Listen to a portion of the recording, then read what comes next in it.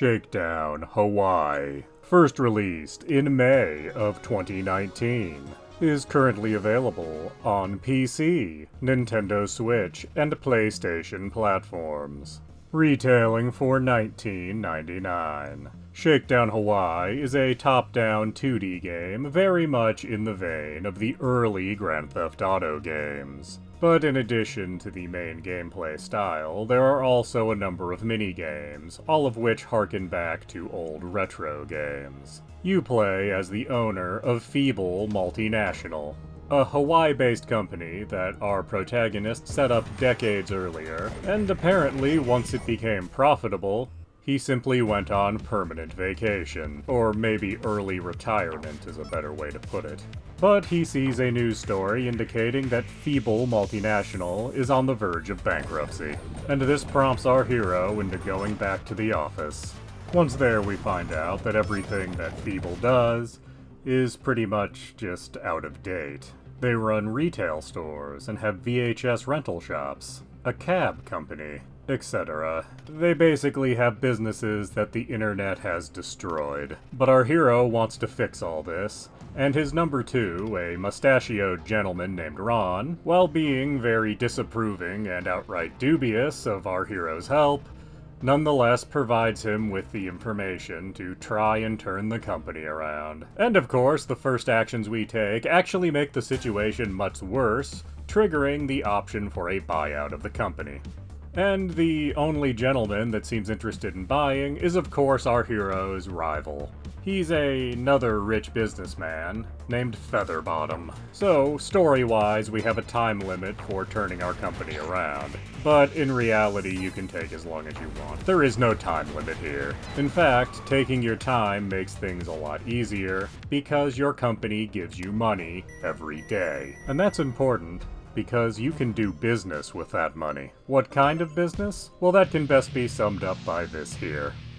That is our hero, and that is very accurate as to how he handles things. His rival, Featherbottom, by contrast, seems to be a completely legitimate businessman. But when you first start, all you can really do is shake down various businesses for protection money, which is totally something the owner of a multinational corporation should be doing. And after you've done that enough, you'll have enough money that you can actually start buying various businesses. And that's your real goal in this game, is to own everything on your island. And in fairness, you're not just buying these things and forgetting about them. As there are multiple kinds of businesses, there are side missions you can do to make these more profitable. And as you progress through the story, you can unlock multipliers for your varied businesses. So anything that generates money could be generating 6 times as much if you have all the multipliers bought for it. But not all the multipliers are available up front, and not all the businesses are available to buy up front.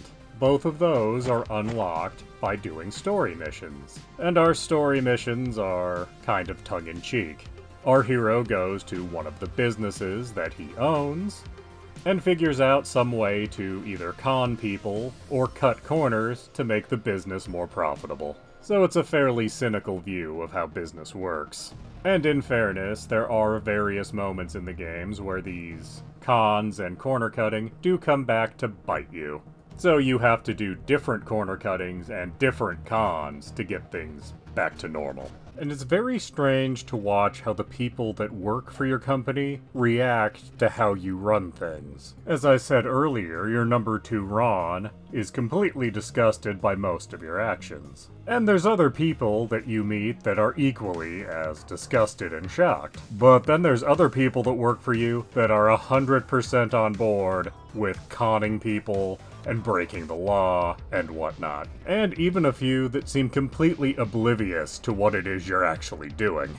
But it's strange that none of the people that are disgusted by your actions actually ever take any actions against you.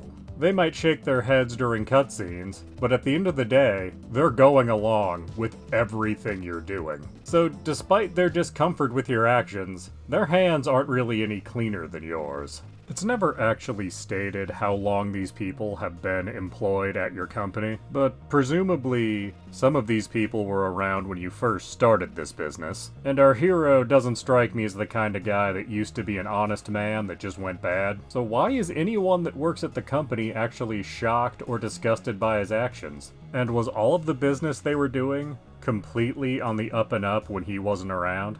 No way to know for certain, just something that struck me as odd. What's also interesting is that you're not always playing as the owner of these companies.